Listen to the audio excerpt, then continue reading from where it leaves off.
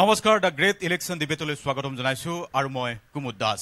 আজি আমি উপস্থিত আছো কমলপুৰত আৰু কমলপুৰৰ বাকীয়ে কমলপুৰৰ জনতাই কি বিচাৰে মংগলদৈ লোকসভা সমষ্টিৰ নিৰ্বাচন বুলিয়ে নহয় ৰাজ্যৰ সামগ্ৰিক লোকসভা নিৰ্বাচনৰ পৰিৱেশ ইতিমধ্যে আৰম্ভ হৈছে। দুই এটা দলে প্ৰাৰ্থী ঘোষণা কৰিবলৈ লৈছে আৰু তাৰ মাজত কমলপুৰ সমষ্টিবাসী সকলোকে DY 365ৰ এই বিশেষ অনুষ্ঠান দ্য গ্ৰেট ইলেকশ্যন ডিবেটলৈ আপোনালোকক স্বাগতম জনাইছো।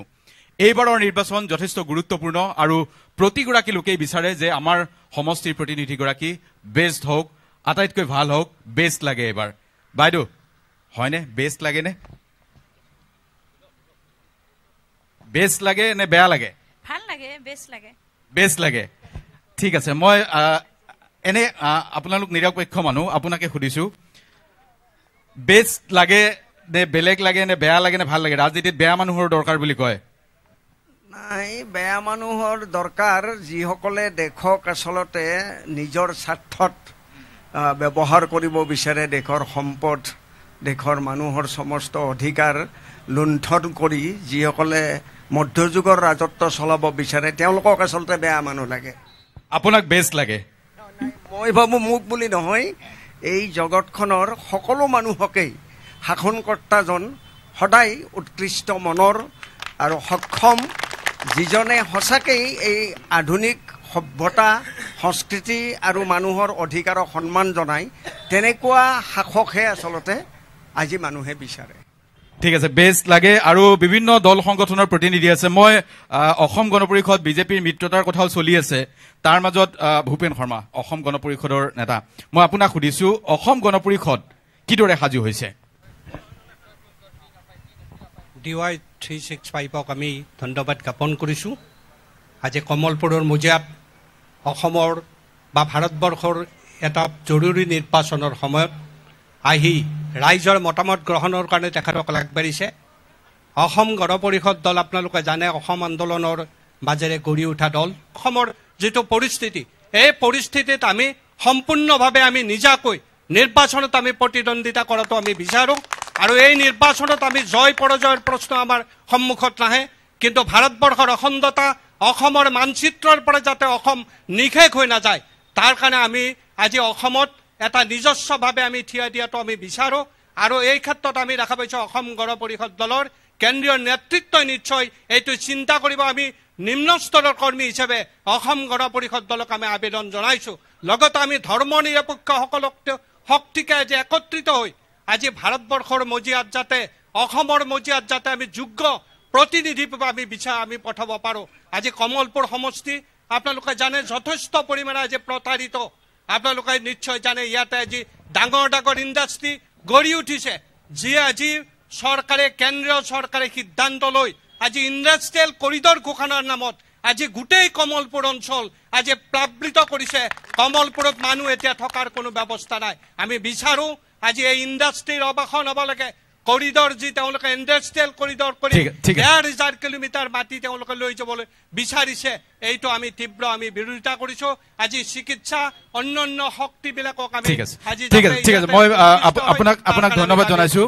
আমি বিজেপিৰ ফালৰ পৰা অকণমান প্ৰতিক্ৰিয়া জানো। বিজেপিৰ ফালৰ পৰা যে অসম গণ পৰিষদৰ মিত্ৰতা বিচৰা নাই, সেইটো বাৰু মই নুসুধো আপোনাক।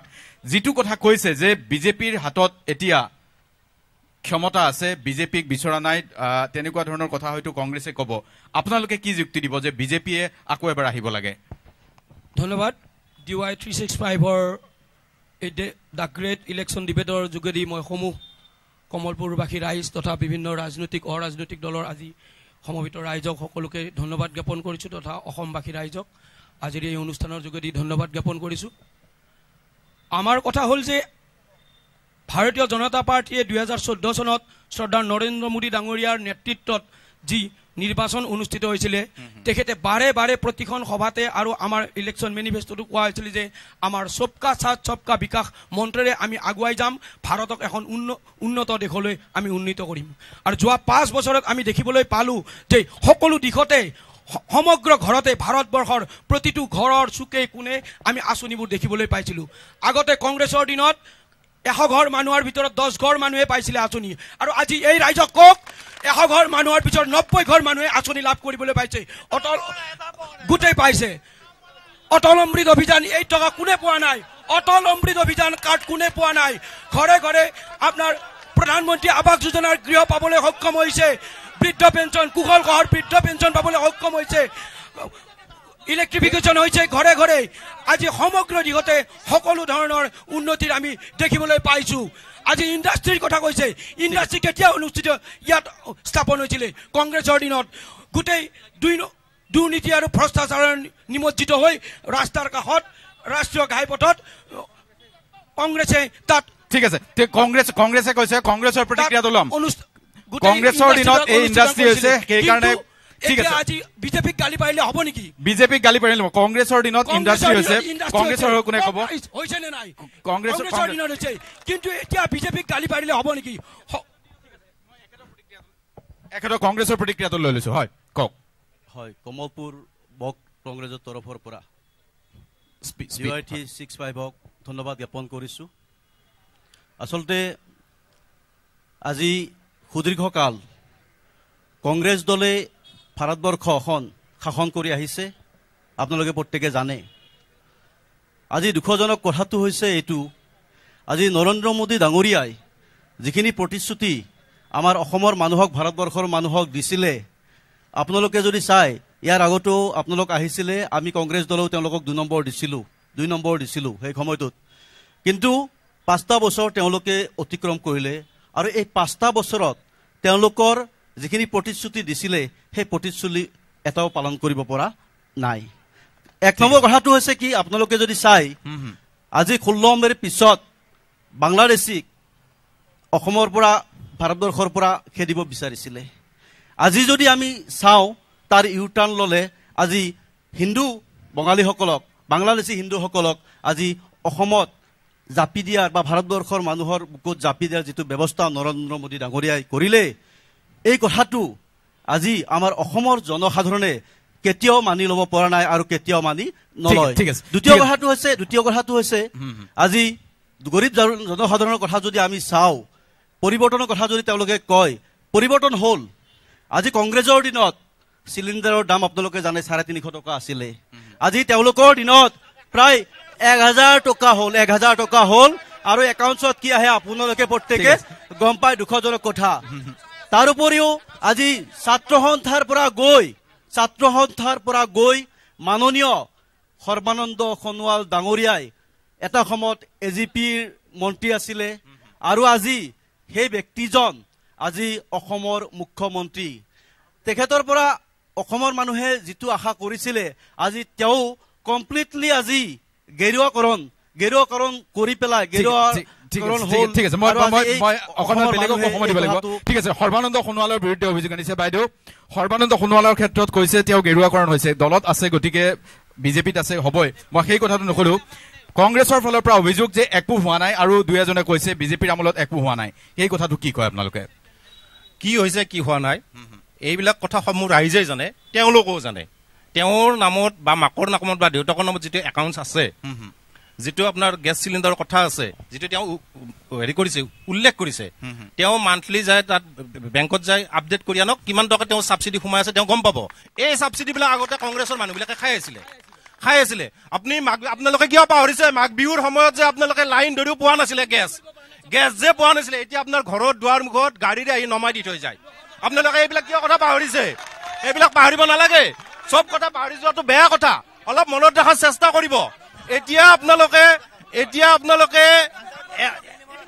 কাৰেণ্ট যে আপোনালোকৰ আগতে নাছিলে এপিএছচিৰ কথাটো আপোনালোকে কিয় পাহৰিলে দুৰ্নীতিৰ কথাটো আপোনালোকে কিয় পাহৰিলে সমুদ্ৰতে আমাৰ এজিপি ভাইসকলে পাহৰিব নালাগে আপোনালোকে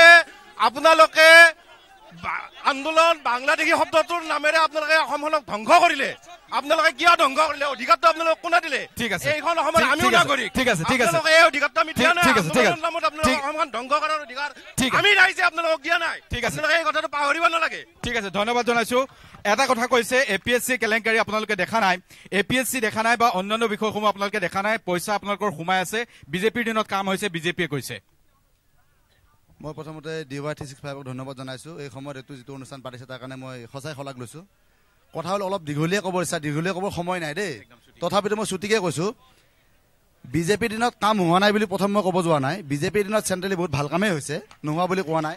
এক minute let me finish please মোক ডিষ্টাৰ্ব নকৰিব, ক'বলৈ দিয়ক। মাননীয় আমাৰ যি আমি যদি কওঁ আজি যে কওঁ আমাৰ প্ৰধানমন্ত্ৰীৰ ক্ষেত্ৰত, আমাৰ ক'বলৈ ঘপককৈ কৈ দিম যে আমাৰ মোদী আমাৰ বেষ্ট প্ৰধানমন্ত্ৰী। তাৰমানে এইটো নহয় যে অটল বিহাৰী বেয়া প্ৰধানমন্ত্ৰী। প্ৰথম কথা এটা, তেণ্ডুলকাৰৰ দিনত তেণ্ডুলকাৰ ভাল, এতিয়া কোহলি ভাল। এইটো প্ৰকৃতিৰ নিয়ম, এইটো মানি চলিব লাগিব। আৰু এইটো আমি মানি চলিব লাগিব, যেতিয়া শাসকীয় দল অকলে অলপমান ক্ষমতাৰ বলিয়ান হ'ব, উল্টা চিধাটো হ'ব, অলপমান স্বাভাৱিক কথা, বেয়া পাব নালাগে দেই। গতিকে কি হয়, বিৰোধীও লাগিব। আজি কংগ্ৰেছৰ যিকোনো কাৰণত হ'ব পাৰে, কংগ্ৰেছৰ অলপমান মানে ড্ৰফল চলি আছে, তাৰ কাৰণে কিবা নিশ্চয় আছিলে। আজি মই AGPৰ পৰা ইলেকশ্যন এটা খেলিলোঁ, খেলি পেলাই মোৰ ফৰচুন নে আনফৰচুন মই নাজানো, জয় হৈ গ'লোঁ। কিন্তু মই পাত্তা পোৱা নাই কি হৈ আছে, ইমান কষ্ট পাই আছোঁ। আচলতে মানুহবিলাকৰ কাৰণে হৈছে দেই, মই মানুহবিলাকৰ কাৰণে মই ফ্ৰেংকলি কৈছোঁ, বেয়া নাপাব। মই এটা সৰু কথা কওঁ, মানুহবিলাক স্বাৰ্থপৰ দেই, মই স্বাৰ্থপৰ। স্বাৰ্থ অবিহনে মানুহ জীয়াই নাথাকে। প্ৰথম কথা, স্বাৰ্থ অবিহনে মানুহ জীয়াই নাথাকে। কিন্তু স্বাৰ্থবোৰ বাছোতে আমি বাচিব লাগিব। মই আৰু এটা কথা কওঁ, যদি মোক ডক্টৰে কয় মোৰ বাওঁ ভৰিখনৰ আঁঠুৰ তলত কেঞ্চাৰ হৈছে, মই কাটি পেলাব লাগে, মোৰ দুখ লাগিব যে মোৰ কাটি পেলাব লাগিব ভৰিখন। কিন্তু সেই কথাৰ যদি এনেকৈ কয় ডক্টৰে, আপোনাৰ কেঞ্চাৰ হৈছে, আপুনি মৰি যাব, ভৰিখন কাটিলে আপুনি বাচিব, আপোনাৰ কিন্তু মনত ভাল লাগিব। তো ঠিক তেনেকৈ চেণ্ট্ৰেলি যদি আমাৰ এইটো কংগ্ৰেছ AGP BJP বুলি মই কোৱা নাই, চেণ্ট্ৰেলি যদি এটা দল কোনোবা হ'ব, সি অসমক সেই চকুৰেই চাব। তাৰ প্ৰমাণ আগতে আছে। আগত যুদ্ধৰ সময়ত আগত যুদ্ধৰ সময়ত নেহৰু চাহাবে আমাৰ কৈ থৈ দিছে, Assam bye bye, this is nonsense চামটাইম gov. মোৰ হিচাপত ননচেন্স, এইটো কৰিব। প্ৰথম কথা, ৰ'ব আপোনালোকৰো আছে হোৱাই দিছ ব্লাডি থিংছ। আপোনালোকে গুজৰাটত যে সংস্থাপিত কৰিব নোৱাৰিলে, হোৱাই আছাম। কথাবিলাক অলপমান আমি আমাৰ বোকা চুটিয়া চুটি কৰি থাকিব পাৰিম, সদায় সময় পাৰিম। কিন্তু আমাৰ মানুহখিনিৰ কাৰণে আমি কি কৰিছোঁ, এইটো আমি নিজে বুজা উচিত। মানুহখিনি জানে কোনে কি কৰিছে। বিজেপিৰ দিনত ভাল কাম হৈছে, নাই হোৱা কোৱা নাই, কিন্তু ক্ষমতাই মূৰত ধৰিব নালাগে। মূৰত ধৰিলে বেয়া হয়। অলপ ধৰা যেন দেখিছোঁ, মই প্ৰেক্টিকেলি পাইছোঁ, বেয়া নাপাব। সেইটো কাৰণত হৈছে, এইটো হৈ যায়, এইখিনিয়ে কৈছোঁ বাৰু। ঠিক আছে, মই অলপমান পিছফাললৈ যাওঁ। পিছফালৰ মানুহবিলাকে আচল কথা কয় বুলি কয়। পিছফালৰ পৰা কোনে ক'ব? আপোনালোকৰ ওচৰলৈ আহিছোঁ এতিয়া। ঠিক আছে, পিছফালৰ মানুহ কোনে ক'ব? কি লাগিছে আজিৰ তাৰিখত এই লোকসভা নিৰ্বাচন আহি আছে, কি ক'বৰ মন গৈছে? কাম হৈছে, কাম হোৱা নাই, উন্নয়নৰ কথা, প্ৰাৰ্থী কেনেকুৱা লাগে? প্ৰাৰ্থী আমাক বেষ্ট প্ৰাৰ্থী লাগে। আৰু আগতে বিজেপিৰ বক্তাজনে কৈছে চিলিণ্ডাৰ কিনিলে ছাবচিডি পায়। আগত কংগ্ৰেছৰ দিনত 300 টকাত চিলিণ্ডাৰ পাইছিলোঁ, আজিকালি চিলিণ্ডাৰ এটা আনিবলৈ হ'লে 800 টকা লাগে। আৰু 2 নম্বৰ কথা, দুৰ্নীতিমুক্তৰ কথা কয়। এতিয়া আপোনালোকে সকলোৱে জানে PNRDৰ নিযুক্তি কাক দিছে? চব বিজেপিৰ পাৰ্লি নেতা আৰু RSSৰ মানুহক নিযুক্তি দিছে। কল্যাণ হৈছে, বিজেপি দলৰ কল্যাণ হৈছে, আমাৰ জনতাৰ কল্যাণ হোৱা নাই। ঠিক আছে, জনতাৰ কল্যাণ হোৱা নাই। আৰু পিছফালে কোনোবা ক'ব নেকি? মই অলপ পিছফালৰ পৰা গৈছোঁ, জনতাৰ কল্যাণ হোৱা নাই বুলি কৈছে। বিজেপিৰো প্ৰতিক্ৰিয়া ল'ম, আপুনি কি কয়? মোৰ ক'বলগীয়া বিশেষ নাই। এতিয়া সকলোৱে ক'বলৈ বোলে বিজেপি ভাল, বিজেপি যদি ভাল, আপুনি চাওক আজি কাছাৰৰ এই যি কাগাৰ পিছত মানুহবিলাকে কাম কৰিছিলে, এতিয়া তেওঁলোকে আজি 2-3 বছৰ কিয় দৰমহা পোৱা নাই? সেইটো কিয় বন্ধ হ'ল? আগতে কিয় বন্ধ হোৱা নাছিল? ঠিক আছে, কাছাৰ কাগজ কলৰ কথা কৈছে। মই বিজেপিৰ ফালৰ পৰা আৰু প্ৰতিক্ৰিয়া ল'ম। আৰু বহুত বিষয় আছে, সেই বিষয়সমূহ উত্থাপিত হোৱা নাই। মই আপোনালোকৰ ওচৰলৈ অকণমান আহিছোঁ। বিজেপিৰ দিনত কাম হৈছে বুলি কৈছে, কোনোবাই কাম হোৱা নাই বুলি কয়। বাইদেউসকলে কোনোবা ক'ব নেকি? বাইদেউসকল ঠিক আছে, বাইদেউ ক'ব, অলপমান আগলৈ ওলাই আহিব বাইদেউ। এতিয়া গোটেই বিষয়টো এনেকুৱা যে কমলপুৰ সমষ্টিত আমি উপস্থিত আছোঁ। বাইদেউ, কি কাম হৈছে, কি কাম হোৱা নাই, আপুনি স্পষ্টকৈ কওক। প্ৰথমে মই DY 365ৰ সমূহ কৰ্মকৰ্তালৈ ধন্যবাদ জ্ঞাপন কৰিছোঁ। তেওঁলোকে কমলপুৰৰ নিচিনা এটা দুখীয়া সমষ্টিলৈ আহি আমাৰ মনৰ বতৰা জানিবলৈ বিচৰাৰ কাৰণে মই প্ৰত্যেক বিৰোধী শাসক সকলোকে মই ধন্যবাদ জ্ঞাপন কৰি মই মোৰ ক'বলগীয়াখিনি ক'ব বিচাৰিছোঁ। আমাৰ এইবিলাকে যিবিলাক সমস্যা দাঙি ধৰিছে বিৰোধী দলে, কংগ্ৰেছ দলে, তেওঁলোকে কেনেকুৱা ধৰণৰ কাম কৰিলে কাম হোৱা বুলি ভাবিব? যিবিলাক দুখীয়া ছাত্ৰ ছাত্ৰীয়ে চাকৰি এটাৰ কাৰণে হাহাকাৰ কৰি ফুৰে, তেওঁলোকক হিমন্ত বিশ্ব শৰ্মা ডাঙৰীয়াই টেট পৰীক্ষাৰ যোগেদি সেইবিলাক চাকৰি যি নিয়মীয়াকৰণ কৰিলে, তেওঁলোকক ডিষ্টাৰ্ব কৰিবলৈ হাক দিয়ে। তাৰোপৰি প্ৰধানমন্ত্ৰী তেওঁলোকক ঠিক আছে, তেওঁলোকে তাৰমানে বিজেপিৰ যিখিনি জনকল্যাণমূলক কাম সেইখিনি তেওঁলোকৰ শুনিবৰ কাৰণে সহ্য নহয়, সেইকাৰণে তেওঁলোকে হাল্লা লগাই দিয়ে। কিন্তু আগতে কামখিনি শুনি লওক, তাৰপিছত হাল্লা যি কয় ক'ব, কিন্তু কথাখিনিকে শুনি ল'ব লাগে। নহ'লে আমাক ক'ব দিয়াৰ হেৰিটো অধিকাৰটো কি থাকিল? শ্ৰোতাই যদি নুশুনেয়ে তেতিয়া আমি কাৰ আগত ক'ম? তেতিয়াতো এই অনুষ্ঠানটো ইয়ালৈ নাহিলেও হ'লহেঁতেন। আপোনালোকে ক'ব, পিছত ক'ব। তেওঁলোকে টেট পৰীক্ষাৰ যোগেদি যিখিনি কৰিলে আৰু যি APSCৰ কাৰণে যি কেলেংকাৰী আমাৰ বিজেপি চৰকাৰে আনিলে, এইখিনি সাহস আগতে মই কোনো চৰকাৰৰ দিনত দেখা নাই। টেট শিক্ষকৰ দৰে নিযুক্তি প্ৰক্ৰিয়া আৰম্ভ কৰক, বিনা পইচাই চাকৰি কৰাৰ সুযোগ দিয়ক দুখীয়া ছাত্ৰ ছাত্ৰীক। তাৰে পাছত যি বিনামূলীয়া গুণোৎসৱৰ জৰিয়তে যি ছাত্ৰ ছাত্ৰীৰ শিক্ষাৰ মান উন্নত কৰাৰ কাৰণে যি বিনামূলীয়া ইউনিফৰ্ম পাঠ্যপুথি বিতৰণ কৰিছে, এনেকুৱা কিছুমান দুখীয়া কৰি আপোনালোকে LP স্কুলবিলাকত যাব, মাক বাপেকে কিতাপ কিনি দিব নোৱাৰে, ইউনিফৰ্ম কিনি দিব নোৱাৰে, কিন্তু সেইবিলাক সুবিধা কৰি দিয়াৰ পিছতো বিৰোধী দলে তাৰমানে বিজেপিৰ গুণগান শুনিব নিবিচাৰে। ঠিক আছে, বিৰোধীয়ে শুনিব নোখোজে। মই অলপমান পৰেশনাথ আপোনাৰ ওচৰলৈ আহিছো। এতিয়া আজিৰ তাৰিখত মূল ইছ্যু কি যে বিজেপিৰ দিনত কাম হৈছে, কংগ্ৰেছৰ দিনত হোৱা নাছিল, সেইকাৰণে বিজেপিক লৈ আহিলে। আজিৰ তাৰিখত আটাইতকৈ গুৰুত্বপূৰ্ণ বিষয় এই নিৰ্বাচনত কি হ'ব পাৰে? মই যদিও আপুনি AGPৰ মই নিৰপেক্ষভাৱে সুধিছো। ধন্যবাদ জনাইছো। প্ৰথম কথা, ইয়াত যে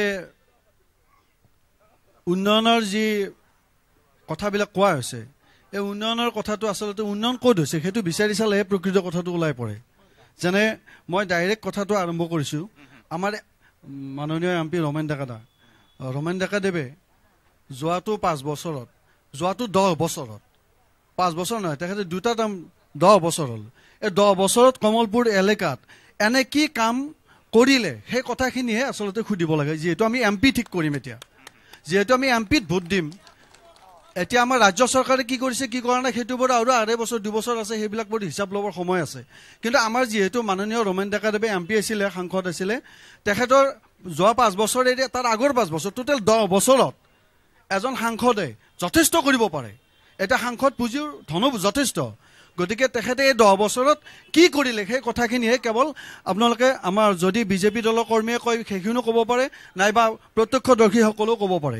এনে ডাঙৰ কথা কি আছে যাৰ কাৰণে এইবাৰ আমি 10 বছৰীয়া বিজেপি সাংসদজনক নাইবা বিজেপিৰে কোনোবা এজন সাংসদক আমি ভোট দিব লাগে। ঠিক আছে, ধন্যবাদ। বিজেপিৰ সাংসদগৰাকীয়ে কি কাম কৰিলে? ঠিক আছে, বিজেপিৰ সাংসদগৰাকী সফল নে বিফল সেই কথাটো সুধিব খোজা নাই, তেওঁ অভিযোগ আনিছে, বিজেপিৰ পৰা সেই উত্তৰটো ল'ম।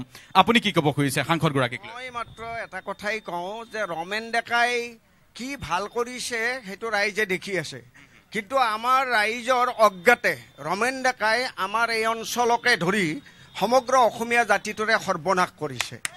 তাৰ কাৰণ আমি সকলোৱে জানো যে নাগৰিকত্ব আইনৰ যিখন অসমধংসী সংশোধনী, যাৰ যোগেদি নৰেন্দ্ৰ মোদী আৰু সৰ্বানন্দ সোণোৱালহঁতে মানে বাংলাদেশী হিন্দুকানী অসমীয়া জাতিক বেহাস্তত নিব বিচাৰিছে।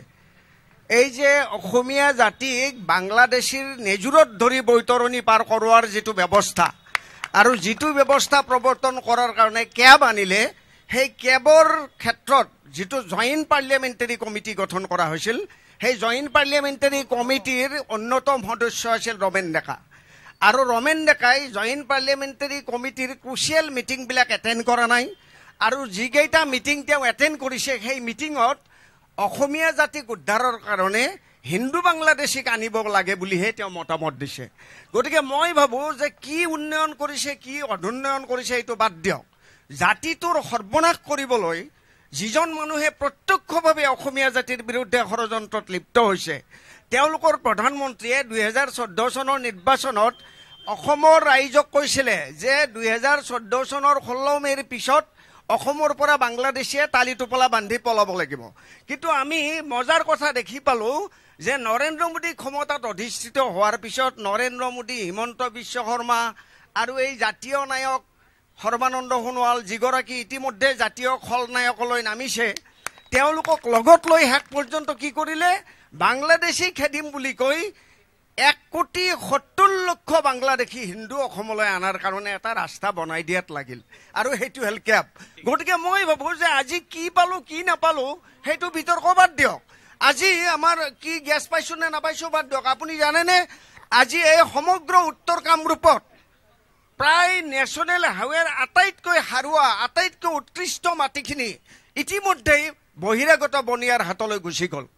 আজি ইণ্ডাষ্ট্ৰিয়েল জ'নৰ নামত তেওঁলোকে অসম ভূমি আৰু ৰাজস্ব আইনত কৃষি ভূমি অনাকৃষি খণ্ডলৈ বেপাৰীৰ হাতলৈ পুঁজিপতিৰ হাতলৈ হস্তান্তৰত যি বাধা আছিল সেই বাধা তেওঁলোকে উঠাই দিলে। আজি তেওঁলোকে ষ্টেট কেপিটেল ডেভেলপমেণ্ট অথৰিটি বনাইছে। আজি আমাৰ ইয়াতে পঞ্চায়তৰ প্ৰতিনিধিসকল আছে, আপোনালোকে জানেনে অসম চৰকাৰে state capital development authority actor যোগেদি আমাৰ পঞ্চায়তবিলাকৰ ক্ষমতা নাইকিয়া কৰিছে। পঞ্চায়তবিলাকক মাত্ৰ খাজানা তোলা পেদা বনাইছে। এতিয়া পঞ্চায়তৰ হাতত কোনো ক্ষমতা নাই। আমাৰ উন্নয়ন ঠিক কৰিব দিছপুৰত বহি এই ষ্টেট কেপিটেল ডেভেলপমেণ্ট অথৰিটিয়ে, আৰু তাত বহি আছে বহিৰাগত আমোলাসকল। ঠিক আছে, ধন্যবাদ জনাইছো। বিজেপিৰ ফালৰ পৰা ক'ব নেকি ৰমেন ডেকা সন্দৰ্ভত? সাংসদগৰাকী একো কৰা নাই বুলি কৈছে, সৰ্বনাশ মাতি অনা কথা কৈছে। সম্পূৰ্ণ মিছা কথা। আপোনালোকে প্ৰত্যেকখন কমলপুৰ সমষ্টিৰ গাঁৱত যাওক, এটা নহয় এটা আঁচনি পাবই, আৰু যদি নাপায় এতিয়া আমাৰ লগত টিভি শ্ব' যাওক, আমাৰ লগত টিভি শ্ব' বলক। এটা নহয় এটা হৈছে, হাল্লা কৰিব নাই, গ'লেই হ'ল। আপোনালোকে প্ৰত্যেকখন গাঁৱতে আমাৰ আঁচনি দিছে, আৰু হাল্লা কৰিলেতো আঁচনিটো নোহোৱা হৈ নাযায়। গতিকে সম্পূৰ্ণৰূপে ৰমেন ডেকা ডাঙৰীয়াই তেওঁৰ সম্পূৰ্ণ আঁচনি সুন্দৰভাৱে ৰূপায়িত কৰিছে, এয়া সত্য আৰু সুনিৰ্দিষ্ট। আৰু এটা কথা কওঁ, আগৰ MP বিলাকে মোক দেখা নাপাইছিল বেলেগ কথা, 20% 30% কমিশ্যন দিলে MP আঁচনি পাইছিলে। কিন্তু এতিয়া যিকোনো এজন ইয়াত থকা মানুহক MP আঁচনিৰ কথা সোধক, এটা যদি কমিশ্যন লৈছে, 1 টকা কমিশ্যন নোহোৱাকৈ আঁচনি দিছে। ঠিক আছে, কি কৈছে? কমলপুৰৰ সাংসদ ৰমেন ডেকা সফল নহয়। তেওঁ 5 কোটি টকা ৰূপায়ণ কৰিব নোৱাৰিলে আঁচনি। তেওঁ 5 বছৰত 10 বছৰত তেওঁ 50 কোটি টকা পাৰে, তাৰে এই 5 বছৰৰ 5 কোটি টকা ৰৈ গ'ল তেওঁৰ সাংসদ। মই বেলেগ নকওঁ, আমাৰ বিজেপিৰ কৰ্মকৰ্তাসকলক এটাই প্ৰশ্ন কৰিব খুজিছোঁ, আপোনালোকে কি আশা লৈ ৰাইজৰ ওচৰত ভোট খুজিব যাব? আগতে দিয়া প্ৰতিশ্ৰুতিবিলাকৰ কেইটা প্ৰতিশ্ৰুতি আপোনালোকে পূৰণ কৰিলে? 2 কোটি নিবনুৱা সংস্থাপিত হ'ব বুলি কৈছিল, কেইজন নিবনুৱা আপোনালোকে সংস্থাপন দিলে? সেইটো প্ৰথম প্ৰশ্ন। দ্বিতীয় প্ৰশ্নটো হ'ল, আজি আমাৰ অসমত 150তকৈও বেছি লোক নিচাযুক্ত দ্ৰব্য সেৱন কৰি মৃত্যুমুখত পৰিছে। তাৰ বিৰুদ্ধে কিবা আপোনালোকে ব্যৱস্থা লৈছে নেকি? একো লোৱা নাই। তাৰপিছত তেওঁলোকক আপোনালোকে আৰ্থিক সাহায্য দিছে, সেইটোত আমি ভাল পাইছোঁ, কোনো কথা নাই। কিন্তু কথা হ'ল কি, আপোনালোকে চুলাই মদৰ খোৱা মানুহৰ উৎসাহ দিয়া পৰিলক্ষিত হৈছে। গতিকে সেইখিনিয়ে মোৰ ক'ব। ঠিক আছে, আপোনাৰ হয়, আগুৱাই আহক, অকণমান আগুৱাই আহক। হয়, ঠিক আছে। আমি ৰাইজৰ ওচৰত এইটো প্ৰতিশ্ৰুতিলৈ যাব বিচাৰিছোঁ, আমাৰ মাননীয় নৰেন্দ্ৰ মোদী ডাঙৰীয়া আৰু সৰ্বানন্দ সোণোৱাল ডাঙৰীয়াই যিটো প্ৰতিশ্ৰুতি দিছিলে যে এখন দুৰ্নীতিমুক্ত অসমৰ কাৰণে আমি চৰকাৰ গঠন কৰিব গৈ আছোঁ, যিটো অৱস্থাত নেকি APSCৰ দৰে কেলেংকাৰী আজি সৰ্বানন্দ সোণোৱাল ডাঙৰীয়াই ৰাইজৰ মাজত উদঙাই দিছে। যি কংগ্ৰেছৰ দিনত হোৱা সেই APSCৰ সকলো যিবিলাক অংগহী বংগহী APSCত নিযুক্তি দিছিলে, সেই সকলোকক আজি আমাৰ কাঠগড়াত কৰিছে। আৰু এতিয়া চৰকাৰৰ যিবিলাক জনকল্যাণমূলক আঁচনি তেখেতসকলে সেইবিলাক শুনিব বিচৰা নাই। ৰাইজৰ ঘৰে ঘৰে এতিয়া আমাৰ সৌভাগ্য আঁচনি হওক, বিভিন্ন ঠিক আছে, হয়, উত্তৰটো দিয়ক। তেখেতে কৈছে যে APSC কেলেংকাৰীৰ কথা। তেখেতসকলে জানে যে বৰ্তমান মংগলদৈ সমষ্টিৰ বিধায়ক গুৰুজ্যোতি দাসৰ এটা পৰিয়ালৰ 5জনকৈ হেৰিত পাইছে। তেখেতে যেতিয়া আহিলে, যেতিয়া এইটো কেলেংকাৰীৰ কথা আহিলে, কিয় এইটো কেলেংকাৰী কিয় স্তব্ধ হৈ গ'ল? তেখেতে চৰকাৰে ইয়াৰ কিয় পদক্ষেপ নল'লে? আমি এইটো ক'ব বিচাৰিছে, কংগ্ৰেছ চৰকাৰৰ দিনত যদি আচলতে কেলেংকাৰী APSC কেলেংকাৰী হৈছিলে, APSC কেলেংকাৰী যিসকল ব্যক্তি হৈছিলে বেছিভাগেই দেখোন বিজেপি চৰকাৰৰ বিজেপি চৰকাৰৰ যিবিলাক বৰ্তমান মন্ত্ৰী বিধায়ক তেখেতসকলৰ মন্ত্ৰী খুলখালিৰ পৰা আদি কৰি বহুকেইজনে পাইছে। কিন্তু আমি এইটো ক'ব বিচাৰিছোঁ যে যদি আচলতে কেলেংকাৰী হৈছিলে, আচলতে যেতিয়া কেলেংকাৰীটো যেতিয়া আহিলে,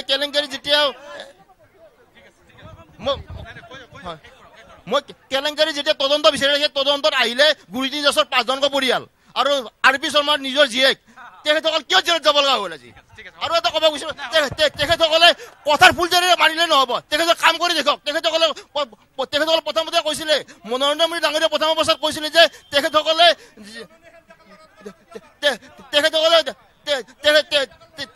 কৈছিলে বিভিন্ন ধৰণৰ আঁচনি, তেখেতসকলে 2 কোটি নিবনুৱা সংস্থাপন কৰিম বুলি কৈছে।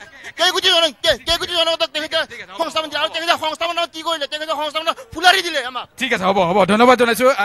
মই আকৌ আহি আছোঁ, এটা বাণিজ্যিক বিৰতি ল'ম। বিৰতিৰ পিছত আমি পুনৰ উভতি আহিম এই অনুষ্ঠানলৈ। অভিযোগ প্ৰতি অভিযোগ সকলোৰে আছে, সকলোৱে চমুকে ক'ব আৰু যাতে সকলোৱে সুবিধা পায়। এটা বিৰতি লৈছোঁ, বিৰতিৰ পিছত পুনৰ অব্যাহত থাকিব the great election debate. Best লাগে এইবাৰ। আমি পুনৰ উভতি আহিছো দ্য গ্ৰেট ইলেকশ্যন ডিবেটলৈ। আজি আমি কমলপুৰ সমষ্টিত উপস্থিত আছো।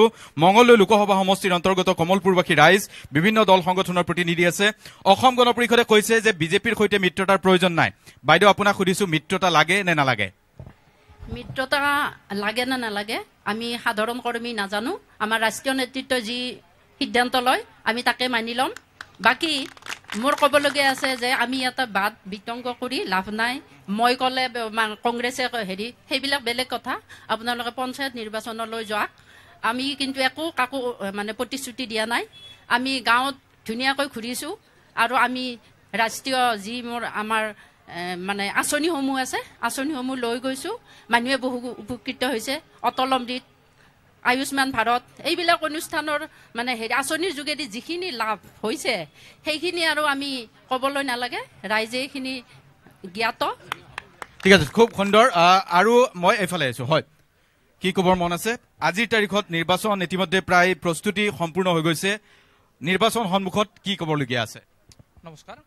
নিৰ্বাচন সন্মুখত যদি আমি সাধাৰণ দৃষ্টিৰে চাওঁ, আমি এখন উপযুক্ত চৰকাৰ বিচাৰোঁ যিয়ে সাধাৰণ জনগণৰ বাস্তৱ আশা প্ৰতিফলিত কৰিব। কিন্তু আমি এতিয়া মানে বিজেপি যিসকলে কৈছে, এতিয়া মোৰ মানে খুব চমুকৈ কেইটামান প্ৰশ্ন আছে।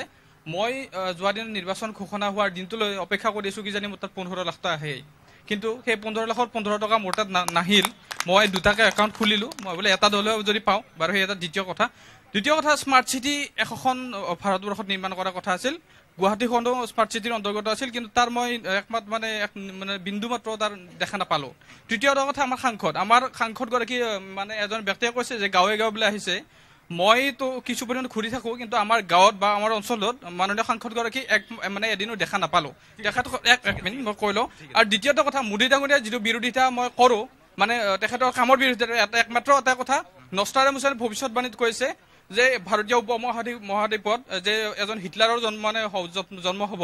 আমি তেখেতৰ ভাৱধাৰাত, গণতান্ত্ৰিক ভাৱধাৰাক তেখেতে যিদৰে মষিমূৰ কৰে, তাৰ দ্বাৰা আমি তেখেতৰ হিটলাৰৰ সেই নষ্টাৰডামছে যি ভৱিষ্যতবাণী কৰিছিল, আমি তেখেতৰ ক্ষেত্ৰত মানে প্ৰতিফলিত হোৱাটো দেখিছোঁ। তেখেতে বিৰোধীকে একেবাৰে সহ্য নকৰি তেখেতে নিজৰ এই আজি 8 দিনৰ কথা কৈছিল। এই 8 দিন অকল আম্বানী পৰিয়ালটোক দিছে আৰু দেশৰ এই পুঁজিপতিসকলৰ 8 দিন আনি দেশৰ জনগণ আৰু যিখিনি মানে মাজতে ছাত্ৰ ছাত্ৰীৰ কথা কৈছিল। যিহেতু মই এটা ছাত্ৰ ছাত্ৰীৰ সংগঠনত জড়িত আছোঁ, মই দেখিবলৈ পাইছোঁ যে ছাত্ৰৰ দিন আমাৰ মানে শিক্ষাৰ্থীৰ দিন কেইটা মাফ কৰিছে, কিন্তু তাৰ তুলনাত আপুনি গোটেইকেইটা মোদী চাওক, মেহুল চকচী চাওক, নীৰৱ মোদী কিমান মই তেখেতক আনকি ভাৰত চৰকাৰৰ গ্ৰেপ্তাৰৰ পিছত যিহেতু আমি ঠিক আছে, লোকেল বিষয় লৈ হয় হয় ঠিক আছে। হয়, ধন্যবাদ। ইয়াতে বিভিন্ন দল আছে, মই কোনো দলৰ পৰা কোৱা নাই, ৰাইজৰ হিচাপে কৈছোঁ অকণমান। আমাৰ এই বৃহত্তৰ অঞ্চলটোত যিখিনি সমস্যা আছে, খুব তৎক্ষণিক সমস্যা, আমি বহুদিনৰ পৰা মানুহক বুজাবলৈ চেষ্টা কৰি আছোঁ। বিভিন্ন সমস্যা আছে, তাৰ ভিতৰত যিটো সকলোতকৈ দৰকাৰী আমাক এটা বিশুদ্ধ অক্সিজেন। জীয়াই থাকিবৰ কাৰণে আমাক খাদ্যৰ পানীতকৈ দৰকাৰ বিশুদ্ধ অক্সিজেন। আমাৰ এই বৃহত্তৰ অঞ্চলটোত বিশুদ্ধ অক্সিজেনৰ অভাৱ হৈছে। কিহৰ কাৰণে হৈছে চমুকে কওক? তাৰ কাৰণ হ'ল আমাৰ এই অঞ্চলটোত বিভিন্ন প্ৰদূষণ সৃষ্টি কৰা উদ্যোগ হৈছে, আৰু এই উদ্যোগবিলাক স্থাপন কৰোঁতে বিভিন্ন ধৰণৰ অনিয়ম, বিভিন্ন ধৰণৰ যিবিলাক নিয়মৰ বাহিৰৰ কাম, দুৰ্নীতি, সেইবিলাক সংঘটিত হৈছে। প্ৰশাসন, আৰক্ষী প্ৰশাসন, আমাৰ জিলা প্ৰশাসন, উদ্যোগ, এই সকলোৱে মিলি আমাৰ অঞ্চলৰ যি সাধাৰণ মানুহ, বিশেষকৈ ৰাষ্ট্ৰীয় ঘাইপথ, তাৰ কাৰণে কোনোবা আমি দলক জগৰীয়া কৰিম নেকি? কংগ্ৰেছ চৰকাৰ আছিল বা বিজেপি চৰকাৰ আজি আছে, কাৰোবাক জগৰীয়া? নিশ্চয় জগৰীয়া। কিয় জগৰীয়া হ'ব? ইতিমধ্যে আমাৰ স্থানীয় বিধায়ক, লগতে বিধানসভাৰ 5জনকৈ ব্যক্তি, যাক বিধানসভা সমিতি বুলি কোৱা হৈছিলে, তেখেতসকলে অঞ্চলত আহি এটা পদক্ষেপ ল'ম বুলি কৈ গৈছিলে, কিন্তু আজিলৈকে কোনো ধৰণৰ পদক্ষেপ লোৱা নাই। আমি কেইবাবাৰো স্থানীয় প্ৰশাসনক আমাৰ ৰাইজৰ পৰা জনাইছোঁ, তেখেতসকলে কেৱল ৰাইজক এটা ভুৱা আশ্বাস দিয়ে, কিন্তু এই প্ৰদূষিত উদ্যোগসমূহৰ বিৰুদ্ধে কোনো ধৰণৰ ব্যৱস্থা লোৱা নাই। ঠিক আছে, আমি বিচাৰিম, এইটো বিজেপিও বিচাৰিব চাগে যে এইটো বিষয়ত নিশ্চয় এটা আপোনালোকৰ ডিমত নাই, এইটো ব্যৱস্থা হ'ব লাগে। হয়, আপোনাৰ ওচৰলৈ। হয়, এতিয়া অলপ আগতে আমাৰ কংগ্ৰেছৰ এগৰাকী প্ৰতিনিধিয়ে কৈছে যে আমি কি হিচাপত আমি নৰেন্দ্ৰ মোদী ডাঙৰীয়াক আমি সমৰ্থন কৰিম। এটা কথা মই ক'ব গৈছোঁ যে আচলতে হিটলাৰৰ জন্ম হোৱা বুলি ইয়াত কোৱা নাই, কোৱা হৈছে যে এজন ভাল মনীষী 26 চনলৈকে ইয়াত ৰাজত্ব কৰিব। দ্বিতীয় কথা যে 9 মাহ যেতিয়া গৰ্ভত এজন সন্তান থাকে তেতিয়া সেই সন্তান যেতিয়া ভূমিষ্ঠ হ'ব আৰু সেই 9 মাহ থকা সন্তানজনক যদি ভূমিষ্ঠ হোৱাৰ পিছত কোৱা যায় যে তুমি আকৌ 9 মাহত এটা সন্তান জন্ম দি দেখুওৱা, পাৰিব জানো? নোৱাৰে। 5 বছৰ হৈছে চৰকাৰৰ, 5 বছৰত যথেষ্ট কাম হৈছে, সেইটো অপ্ৰিয় হ'লেও সত্য কথা। 5 বছৰত যথেষ্ট কাম হৈছে। মই আপোনাক সুধিছো, আপুনি কি কয়? 5 বছৰত যথেষ্ট কাম হোৱা বুলি কৈছে, আপোনাৰ মতামতটো? নাই, 5 বছৰত কিমান কাম হ'ব লাগে তাৰতো কোনো লিমিট নাথাকে। মই ভাবোঁ ইয়াতকৈ আৰু হ'ব লাগিছিল। কিয় ক'লে যে 5 বছৰ বহুত কাম হ'লে? কাম বহুত হ'ব লগা আছে। 5 বছৰত গোটেইখিনি শেষ হৈ যোৱা নাই নহয়। যিমানখিনি হ'ব লাগিছিল 5 বছৰৰ ভিতৰত যিখিনি কাম মই ভাবোঁ হ'ব লাগিছিল আচলতে শেষ হোৱা নাই। ঠিক আছে, মই আৰু অলপমান পিছফালে দুই এজনৰ পৰা এতিয়া কি লাগে, কাম হৈছে নে নাই হোৱা? এতিয়ালৈকে বিজেপি চৰকাৰৰ পৰা একো কাম হোৱা নাই। বিজেপি চৰকাৰৰ আঁচনিসমূহ এনেকুৱা শালত শোল পাবলৈ বৰশীৰে আমি টোপ খাই পেলাম, গতিকে শোল কেতিয়াও নধৰে। বিজেপি চৰকাৰৰ আঁচনিসমূহ শেষ হৈ যাব। আঁচনি মানুহে এতিয়ালৈকে একো নাপায়, চৰকাৰ বিজেপিৰ আহিলেও নাপায়, আৰু এতিয়ালৈকে একো আঁচনি পোৱা নাই। এইবোৰ সকলো ইলেকশ্যনৰ আগত বিজেপিৰ চব প্ৰলোভন। চৰকাৰৰ বিজেপিৰ প্ৰলোভন, বিজেপি দলৰ প্ৰলোভন। ঠিক আছে, আপত্তি আছে তেওঁৰ, আপুনি কি কয়? প্ৰথমতে কওঁ, মই আঁচনি সম্পৰ্কে ক'ব লাগিব। তাৰ আগতে মই কংগ্ৰেছৰ এজন সতীৰ্থই কৈছে, খুব ভাল কথা কৈছে, আৰু ৰাইজখিনি ইমান ধুনীয়াকৈ নিতাল মাৰি শুনিছে। আমাৰ ফালৰ পৰা কাউণ্টাৰ এনচাৰখিনি দিলে সকলোৱে যাতে নিতাল হৈ থাকে, তাৰ কাৰণে মই প্ৰথমতে অনুৰোধ জনাই লৈছোঁ। এতিয়া কথা হ'ল, আপোনালোকে উন্নয়ন আপোনালোকে দেখা নাই, নিশ্চয় নেদেখিব, কিন্তু আপোনালোকৰ নিশ্চয় ওচৰত এইমছখন বনাব আৰম্ভ কৰিছে, যিখন এইমছে আপোনালোকৰ অসমেই নহয় উত্তৰ পূৰ্বাঞ্চলক সকাহ দিব। এইটো আপোনালোকে কংগ্ৰেছৰ দিনত কি হৈছিল কি হোৱা নাই আপোনালোকে জানিব। আপোনালোকে ভুৱা কথা ক'লে কি হ'ব? ভোটাৰে জানে, আপোনালোকে নাজানে, ভোটাৰে জানে, কিন্তু কথাবিলাক ভোটাৰে জানে। এতিয়া সেইকাৰণেতো পঞ্চায়ত নিৰ্বাচনৰ ৰিজাল্টটো হৈছে, গম পাইছে আপোনালোকে।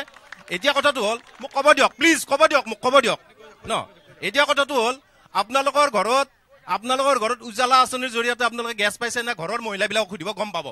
আপোনালোকৰ ঘৰৰ ওচৰত চুবুৰীত লেট্ৰিনবিলাক হৈছে নে আপোনালোকে সুধিব, গম পাব। আপোনালোকৰ ওচৰত ৰাস্তাবিলাক হৈছে নে গম পাব।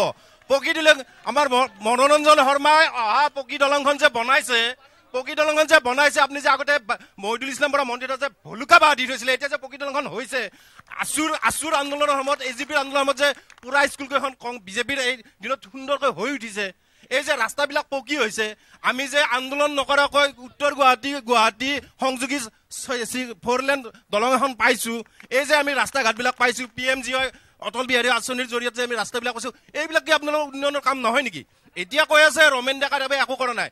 আপুনি যিজন নাথে কৈছে, নাথ নে কি আছিলে, আপুনি আমাৰ লগত বাইকত উঠক, আপোনাক এই জিপিখনৰ ওচৰতেই বহুকেইটা ৰমেন ডেকাৰ আঁচনিৰ দ্বাৰা উন্মোচন কৰা আপোনাক দেখুৱাই দিম, আপোনাৰ কাম হৈছে। তাতকৈ ডাঙৰ কথা আমাৰ, ৰ'ব আপুনি ক'ব দিব, তাতকৈ ডাঙৰ কথা আমাৰ নিচেই ওচৰত 300 মিটাৰ ইয়াত এজন ল'ৰা আছে, হৰে কৃষ্ণ ডেকা APSCত আমাৰ পাইছে। কমলপুৰ সমষ্টিৰ স্বাধীনতাৰ 50 বছৰ পিছত হোৱা নাই। কংগ্ৰেছৰ দিনত APSC পাব পৰা বহুত মেধাল শক্তিৰ ল'ৰা কমলপুৰত আছিল, মাত্ৰ টকা ভেটিৰ কাৰণে আমি সেই সুযোগটো নাপালো। বিনা পইচাই হৰে কৃষ্ণ ডেকাই পাইছে। এতিয়া আপোনালোকে এইবিলাক কি নহয় বুলি ক'ব নেকি? ঠিক আছে, ভাল কথা, হৰে কৃষ্ণ ডেকাই পাইছে। আপোনালোকৰ কথা কৈছে যে আপোনালোকে কাম দেখা নাই, এই সন্মুখতে ওচৰতে আছে, বিজেপিৰ টিমত যথেষ্ট কাম হৈছে, অসম গণ পৰিষদে দেখা নাই। ছুটিকে মই মাননীয় তেখেতক ধন্যবাদ জনাইছোঁ কথাখিনি, বিজেপি দলৰ কৰ্মীগৰাকীক। মাননীয় নৰেন্দ্ৰ মোদী দেৱৰ কথা কৈ ৰমেন ডেকাক ভোট দিবলৈ আমাক বাধ্য কৰাব নেকি? নৰেন্দ্ৰ মোদী দেৱটো সঁচাকৈ ভাল প্ৰধানমন্ত্ৰী, আমি শ্ৰদ্ধা কৰোঁ তেখেতক। তাৰ অৰ্থ এইটো নহয় যে আমি ৰমেন ডেকা দেৱক ভাল পাম। ৰমেন ডেকা দেৱৰ 10 বছৰীয়া শাসনকালত এনেকুৱা এটা আঁচনি, ফলক দেখিছে আপুনি, ঠিক আছে, কিন্তু ফলকতে যাতে আমি সন্তুষ্ট থাকিব লাগিব নেকি? নহয়, পদ্ধতি জানো, পদ্ধতি এটা পদ্ধতি শিকাব নালাগে, পদ্ধতিটো জানো, কিন্তু এটা 5 বছৰ নহয়। মাননীয় নৰেন্দ্ৰ মোদী দেৱৰ 5 বছৰ হৈছিল, ঠিক আছে, ৰমেন ডেকা দেৱৰতো 10 বছৰ হৈছে ন। ঠিক আছে বাৰু, চৰকাৰী আঁচনি কৰিবই লাগিব, সেইটোতো দায়িত্বই। কিন্তু কথা হ'ল আমি 100ৰ ভিতৰত নহয়, ৰমেন ডেকাই কৰা নাই। ৰমেন ডেকাই কি কাম কৰিছে সেইখিনি কথা অকল কমলপুৰ সমষ্টি বুলি নহয়, 10টা সমষ্টি আছে, 10টা সমষ্টিত উল্লেখযোগ্য কাম ৰমেন ডেকাই একো কৰা নাই। ঠিক আছে, আপুনি মাইক্ৰফোন এইমছ আমাক লাগে, আমি ধন্যবাদ দিছোঁ এইমছক, কিন্তু কমলপুৰ আজি চিভিল হস্পিটেল যিখন আছে ইয়াতে আমাৰ ইয়াতে ডক্টৰ আছে নেকি খবৰ লওক আপোনাৰ পুথিমাৰীৰ পৰা গুঞাৰ পৰা ডক্টৰ আনি ইয়াতে আপোনাৰ চিকিৎসা কৰে ইয়াৰ ইনফ্ৰাষ্ট্ৰাকচাৰ অসমৰ আপোনাৰ স্বাস্থ্যমন্ত্ৰী কমলপুৰ অসমৰ আজি যিজন স্বাস্থ্যমন্ত্ৰী তেওঁ সকলোতকৈ ডাঙৰ নেতা কিন্তু হস্পিটেলত যাওক গুঞাত যাওক আপোনাৰ কমলপুৰত যাওক পুথিমাৰীত যাওক ডাক্তৰ ইয়াৰ পৰা বেলেগৰ পৰা ডাক্তৰ আনি ইয়াতে চিকিৎসা কৰে দিয়াত যাওক তাৰ ইনফ্ৰাষ্ট্ৰাকচাৰ ঘৰবিলাক বনাইছে কিন্তু ডাক্তৰ নাই তাহলে আমি এইমছ কি আশা কৰিম কওকচোন এইমছ ৩০০টা আঁচনি আপনার মাত্র কেইটামান দিনত আজি উন্মোচন করছে ৩০০ আঁচনি নরেন্দ্র মোদীয়ে উন্মোচন করছে কিন্তু শুনক ৩০০ আৰু মই কৈ আছো আজিৰ তাৰিখত পঞ্চায়তৰ কথা কওক আজিৰ তাৰিখত পঞ্চায়তৰ কথা কওক আজিৰ তাৰিখত পঞ্চায়তৰ কথা কওক আপুনি পঞ্চায়তত কি কৰিছে এটা আঁচনিৰ নাম কওক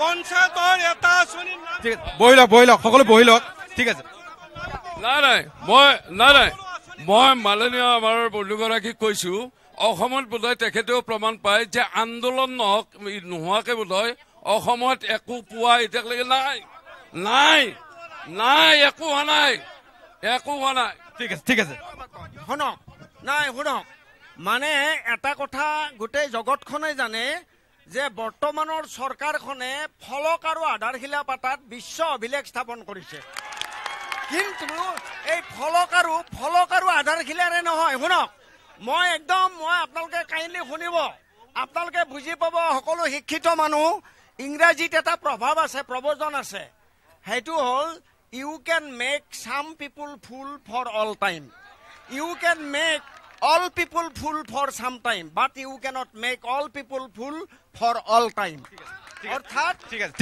আছে হয় এক লাইন আপনি কৈছে যে আমাৰ ইয়াত আন্দোলন নহলে একো নহয় আপোনালোকৰ দিনৰ পৰা আমাৰ এটা লাইন মনত আছে বহুত ৱালত চাগে এতিয়াও আমি বিচাৰিলে পাম তেজ দিম তেল নিদিও এতিয়া কিন্তু 12 পৰা নুমুলিলৈ তেল আহা আছনি সেইদিনা উদ্ধাৰণত আপুনি গম ল'ব খবৰটো ল'ব এইটো কিন্তু আন্দোলন কৰি আমি আনা নাই কিমান হাজাৰ কোটি টকাৰে তেজ 12 পৰা ইয়া ঝাৰখণ্ডৰ পৰা ইয়া নুমুলিগড়ত শোধন কৰিব এইটো কিন্তু আমি আন্দোলন কৰা নাই উত্তৰ গুৱাহাটী দলঙত আমি আন্দোলন কৰা নাই হ'ব ঠিক আছে আপুনি বহি লওক মই ক'বলৈ ঠিক আছে বিক্ৰী গ'ল ঠিক আছে আচলতে কেইবাটাও তেলখাৰ আজিলৈকে চৰকাৰে বিজেপি আহি বিক্ৰী কৰি দিলে আজি আমাৰ এয়াৰপোৰ্ট বিক্ৰী হ'ল ভাৰতবৰ্ষত 5খন এয়াৰপোৰ্ট বিক্ৰী হ'ল তেখেতসকলে কি কৰি আছে উন্নয়নটো দেখিছে কি তেখেতসকলে স্বচ্ছ ভাৰত কৈছে আজি চাওক ইয়াতে আপোনালোকে চাওক স্বচ্ছ ভাৰতৰ নামত কি হৈছে স্বচ্ছ ভাৰতৰ নামত কেৱল পইচা ঘটা এটা মানে ৰাস্তা বনাইছে ঠিক আছে ধন্যবাদ জনাইছো আমি এটা বিৰতি ল'ম বিৰতিৰ পিছত এই অনুষ্ঠান অব্যাহত থাকিব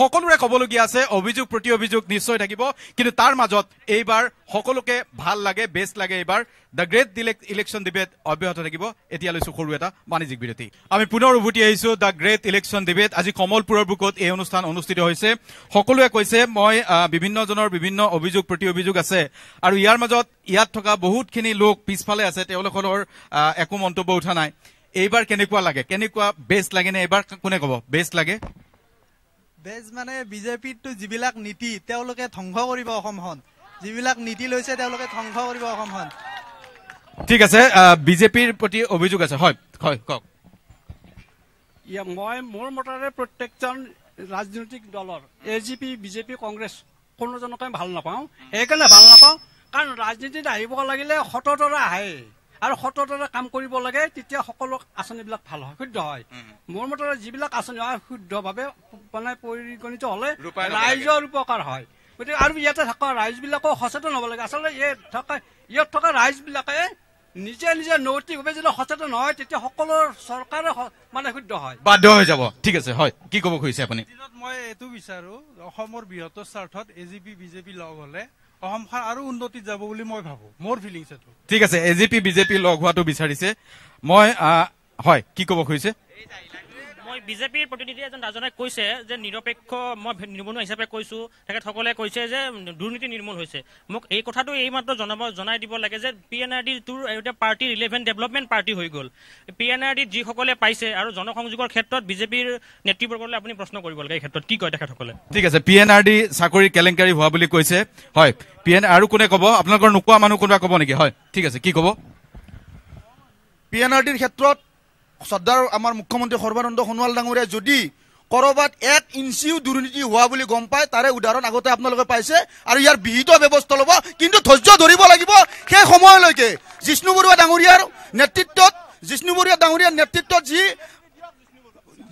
নেতৃত্বত যি কমিটি বনাই দিছে 1% যদি কৰবাত কিবা গণ্ডগোল পায় আগৰ নিদৰ্শন অনুসৰি আপোনালোকে কিন্তু ৱেট কৰক আৰু ৱাচ দেখা পাব ঠিক আছে হয় উপৰোক্ত বক্তাগৰাকীৰ ওপৰতে মই ক'ব বিচাৰিছোঁ আজি বিদেশৰ পৰা কলাধন ঘূৰাই আনিবলৈ কৈছিলে নৰেন্দ্ৰ মোদী ডাঙৰীয়াই আজি ঘৰতে অমিত শ্বাহ ডাঙৰীয়াৰ পুতেকে ৰাফেল কেলেংকাৰীত প্ৰায় 60,000 কোটি টকাৰ কেলেংকাৰীত পৰিছে এইটো আপোনালোকে গম পাইছে গতিকে তেওঁলোকে ঘৰতে যিহেতু এইবিলাক কৰিছে আৰু দ্বিতীয় কথা মই ক'ব বিচাৰিছোঁ ৰমেন ডেকা ডাঙৰীয়াৰ আমাৰ ওচৰৰ এটা মন্দিৰ তেওঁ আজি 10 বছৰ শাসনত থাকিলে 8 লাখ টকা কাম আজিলৈকে কৰি শেষ কৰিব পৰা নাই ওচৰৰ এটা মন্দিৰত গতিকে 10 বছৰে যদি তেওঁলোকে এটা মন্দিৰৰ 8 লাখ টকাৰ কাম শেষ কৰিব নোৱাৰে এই গেৰুৱা দলৰ চৰকাৰখনক অসমৰ মানুহে কি আশা কৰিব মই ভাবোঁ এইখন চৰকাৰ যদি বেছিদিন থাকে অসমৰ মানুহৰ অৱস্থা নাইকিয়া হ'ব গতিকে এই চৰকাৰখনক এই লোকসভাতে আমি শিক্ষা দিব লাগিব ঠিক আছে হয় আগৰ বক্তাজনে কৈছে যে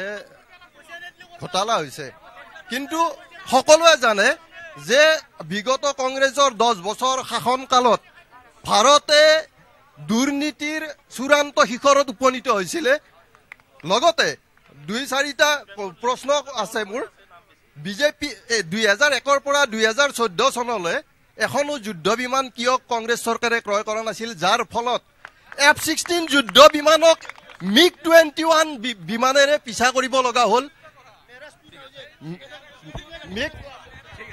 হ'ব ঠিক আছে ইমান গভীৰ বিষয়লৈ যাব লাগে হয় হেল্ল' মই কোনো ৰাজনৈতিক দলৰ মানুহ নহয় কি পাইছোঁ কি পোৱা নাই সেই কথাটো বাদ দিয়ক কংগ্ৰেছৰ দিনত দুৰ্নীতি হৈছিল বিজেপিয়ে দুটাকৈ মানুহে গাঁৱে ভূঞে কৈছিল সেই দুৰ্নীতি মুক্ত চৰকাৰখন বৰ্তমানে কিয় দুৰ্নীতি কৰিলে ৰাফেল কেলেংকাৰী দুৰ্নীতি যি নেকি ৰিজাৰ্ভ বেংকত হাত দিলে যি নেকি CIDত হাত দিলে এই একনাট্যবাদ মোদী চৰকাৰে কৰিছে এইটো ধুবত্য কথা আজি পেপাৰে পত্ৰই আমি টিভিত দেখা পাইছোঁ গতিকে আজি দুখীয়া ছাত্ৰক 10,000 টকা দিম বুলি কৈছে এইটো ভাল আছে ধন্যবাদ দিছোঁ আজি 2.5 বছৰ হ'ল মুখ্যমন্ত্ৰী হবাৰ সোণোৱাল কিন্তু OBCক আজি 1 টকাও জলপান দিয়া নাই মই ডাঠি মাৰি ক'ব পাৰোঁ 1 টকাও আজি OBC সকলক পঢ়া ছাত্ৰ ছাত্ৰী 1 টকাও জলপান দিয়া নাই ঠিক আছে ধন্যবাদ জনাইছোঁ হয় মই হয় আপুনি কওক অলপমান কোৱাবিলাকে ক'ব নালাগে হয় আপোনালোকৰ কোনে কৰিব কোনে ঠিক আছে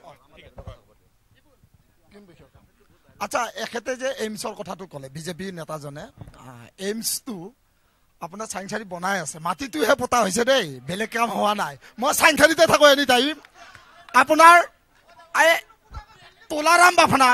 তোলাৰাম বাফনা যিখন মেডিকেল তাতে 4তলীয়া বিল্ডিং এটা বনাইছিল ডিষ্ট্ৰিক্ট চিভিল হস্পিটেল হিচাপত অসম চৰকাৰে 4তলীয়া বিল্ডিং এটা বনাইছিল ৰাতিৰ ভিতৰতে হেমন্ত বিশ্ব শৰ্মা ডাঙৰীয়াই হায়দৰাবাদ নাৰায়ণা হেদালত বিক্ৰী কৰি দিছে শুনক আৰু মই কথা কম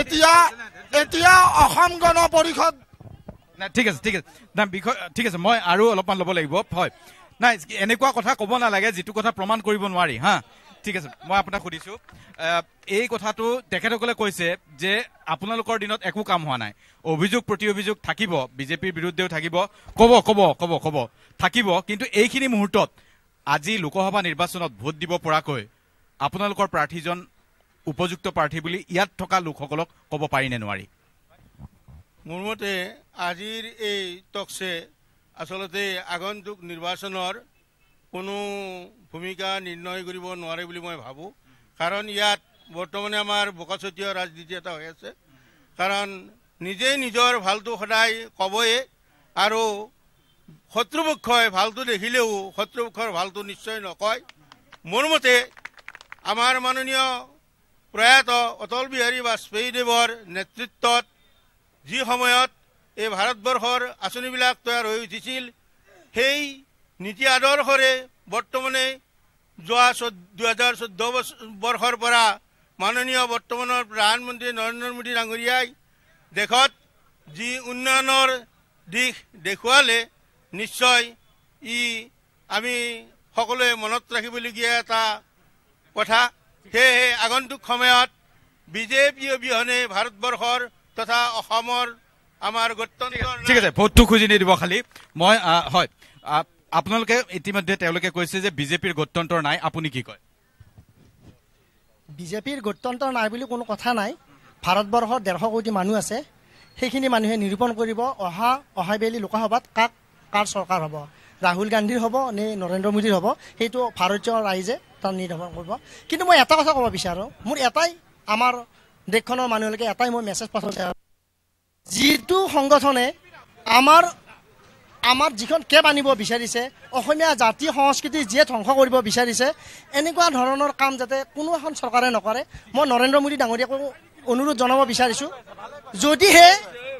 যদিহে ভাৰতবৰ্ষত অহাবাৰ তেখেতে চৰকাৰ গঠন কৰিব পাৰে মাননীয় নৰেন্দ্ৰ মোদীয়ে যদি প্ৰধানমন্ত্ৰী হয় তেখেতক মই বিনম্ৰভাৱে অনুৰোধ জনাইছোঁ আকৌ যেন আমাৰ এই কেবখন অসমীয়া জাতি ধ্বংস কৰিব খোজা যিখন কেব এইখন যাতে নানে এইটো মই বিনম্ৰভাৱে তেখেতক অনুৰোধ জনাইছোঁ ধন্যবাদ জনাইছোঁ হয় আপোনাৰ পৰা জানিছোঁ কেব আনিব নালাগে চৰকাৰখন বেয়া বুলি কোৱা নাই কেব আনিব নালাগে সেইটো কৈছে আপোনালোকে বেয়া পাব নালাগে হয় মই বিশেষ নকওঁ শেষৰ ফালে গতিকে অনুষ্ঠানটো আহিছে গতিকে মই এটা কথাই কওঁ ভাৰতবৰ্ষত নৰেন্দ্ৰ মোদীয়ে ডাঙৰীয়াই যেতিয়া চৰকাৰখন গঠন কৰিলে তেতিয়া বৃহত্তৰ ক্ষতি দেশখনৰ এটা প্ৰথম ক্ষতি হৈছিল সেইটো হ'ল বিমুদ্ৰাকৰণ যাৰ ফলত নতুন নোট ছপোৱাৰ নামত 8,000 কোটি টকা তেওঁ খৰচ কৰিছিল আৰু 100 জন লোকৰ প্ৰাণহানি হৈছিল তেওঁলোকক কি ক্ষতিপূৰণ দিলে এতিয়ালৈকে সেইখিনি টকাও ঘূৰাই আনিব নোৱাৰিলে যিখিনি ঘূৰাই আনিম বুলি কৈছিল সেইটোৰ উত্তৰ আগতে তেওঁলোকে দিলক গতিকে বিশেষ নকওঁ এইখিনি ক'লো মই ঠিক আছে ধন্যবাদ জনাইছোঁ আমাৰ সময় কম হৈ আহিছে অলপমান এইফালে গৈছোঁ থিয় হৈ থকা মানুহ কোনোবা ক'ব নেকি বাইদেউ ৰন্ধন গেছ পোৱা বুলি কৈছে আপুনি পাইছে নাই বৰ্তমান মই পোৱা নাই গেছ আপোনালোকে দি দিব দেই পোৱা নাই এই বাইদেউ এই বিজেপিৰ দাদাজনক লগ ধৰিব উজ্জ্বলা গেছ পাব লাগিব এই দাদাজনক লগ ধৰিব হয়নে